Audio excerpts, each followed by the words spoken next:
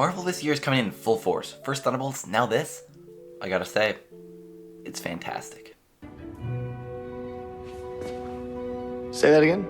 Hey guys, welcome back to a brand new Watch Against video. In today's video, we'll be discussing and reviewing the Fantastic Four First Steps, which I just recently got to see. Before we begin though, don't forget to like and subscribe down below. Anyway guys, this is my full spoiler-free review with any thoughts and things I didn't like from the movie.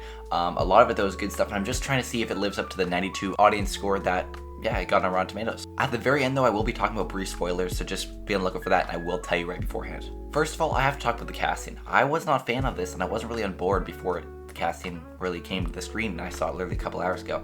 They definitely did prove me wrong, and they were good. However, I am debating possibly a better team than the Thunderbolts. I also forgot to do a Superman review, so I gotta make sure to get on that. But I think instead of a Superman review, I honestly might just do Fantastic Four vs. Superman, which movie ended up being better, so yeah.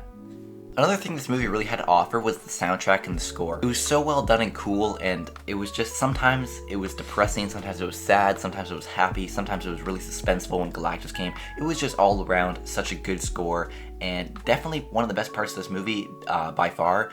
It really set the mood right, you know? Yeah, though Galactus, he was such a good villain. Like, every entry he had, the music, the score, everything just matched perfectly with his tone. The visuals were outstanding. I also really liked the 1960s future aesthetic type thing, which really proved its point in this movie that it can pull off in a Fantastic Four separate universe, where if there are sometimes stakes where, like, usually the MCU, oh, you know, the world won't blow up because Galactus can't really do that in the MCU. Oh man, he can in this Earth.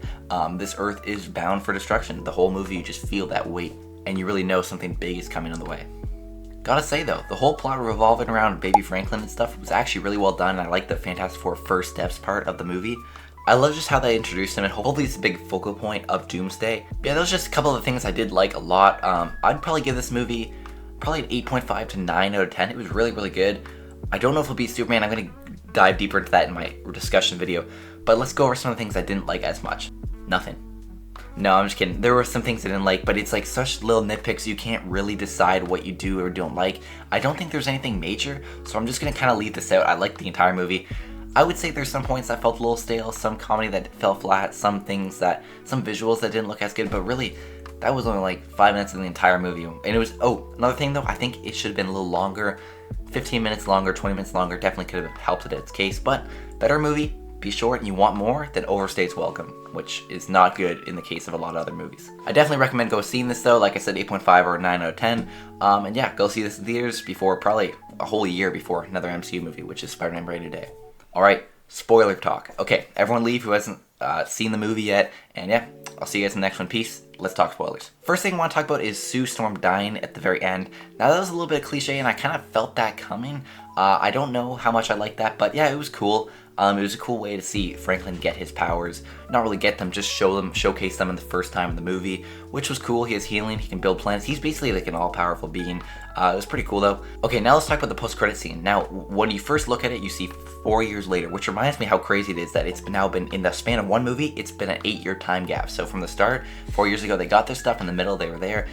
And post-credit scene will take place in Doomsday, which also was filmed on the set of Avengers Doomsday with the Russo brothers directing. But yeah, then we see Doom. That was sick. It was crazy to see Franklin interact with Doom and probably see his like melted face or something. But the face of Robert Downey Jr., which we have not seen yet, but we now have an official look at him.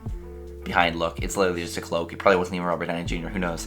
But yeah, it looks super cool. I love though how they're doing this twice now with Doomsday.